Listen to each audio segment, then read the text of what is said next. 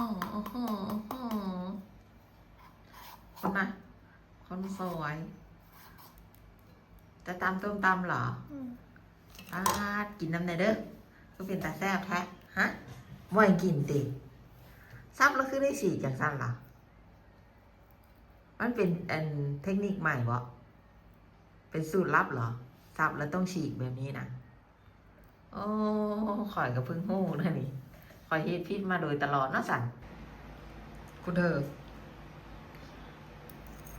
มันมีแต่ตำมะฮุ่งนี่อย่างอื่นผมมีมานำแหละฮะหมูเฮ็ดเป็ดไก่ข้าวคือ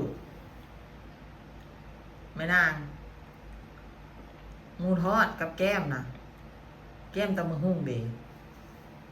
คือบ่มีอย่างเลยแล้วนี่แหละท่านผู้เจ้าเฮ็ดเองนะบ่มีอย่างเลยเบิ่งดูกินตำมะฮุ่งดอกๆข้าวก็บ่มีก็ไปทำสิปลาก็บ่มีเนื้อก็บ่มีไข่ก็บ่มีอย่างมาแก้มเลยก็เลยคิดว่าอันเพิ่นสิแบบว่า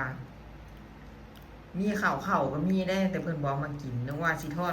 ไข่มานำจังได๋ยกจานมาหุงมาแล้วเอาซ่อมจ้วงเอา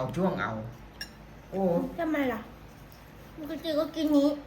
บ่ใช่หยังเลยปกติก็กินนี้โอ้เอาอีกแล้วกับน้ำหวานนี่น้ำเปล่านี่บ่เคยสิอยากกินเลยกินตลอดน้ำหวานนี่อะไรถ้าเขากินตลอดในตู้เย็นไม่เหลือให้เห็นหรอก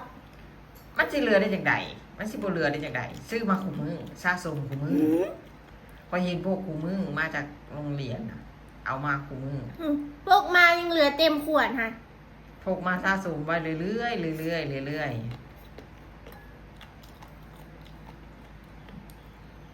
กินผู้เดียวก็สิแซ่บหลายเนาะผู้ใดก็บ่ให้กิน